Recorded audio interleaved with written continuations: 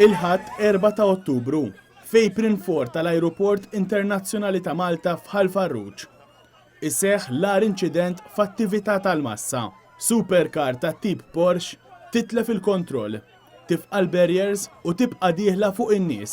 Naraw preċena dawn il-karozzi mill-isbaħ jkun hawn.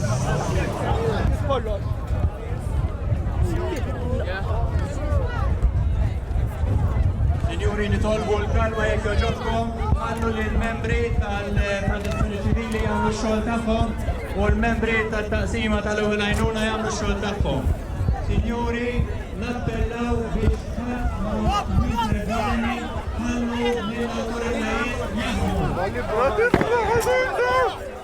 Il-karozza tifqa' l-barriers ftit sekondi qabel is-satejn u 2 minuti. Waqt li l-karozza titlef il-kontroll, Crew ta' Net News ikunu ftit metri bogħod jieħdu l-kummenti ta' dawk preżenti. Il-crew isib ma' wiċċu diversi persuni mal-art, imweġġajn, uħud minnhom mitlufin minn sensihom.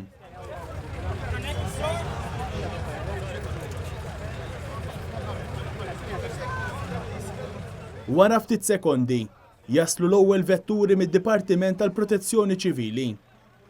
L-ewwel ambulanza tar-Red Cross waslet fuq il-post 3 minuti u ftit sekondi wara l-impatt tal-karozza. Ftit aktar minn 7 minuti wara l-impatt tal-karozza jasal ukoll l-ewwel helikopter biex jibda jieħu lil midruba lejn l-isptar.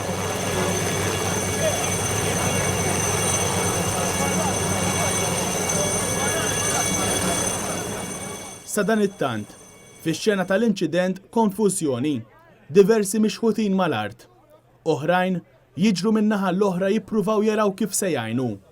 Aktar paramediċi bdew jaslu fuq il-post, b'aktar ambulanzi, filwaqt li uffiċjali oħra bdew iżommu l-kontroll tal-folla li kienet qed issegwi. Minn fost in-nies bdew jissejħu infermiera u persuni bil-first aid. Der ukoll is-sewwieq tal-karozza, Paul Bailey, flimkien ma' s-sieħba tiegħu brasu infaxxata. B'kollox weġġaw 28 persuna.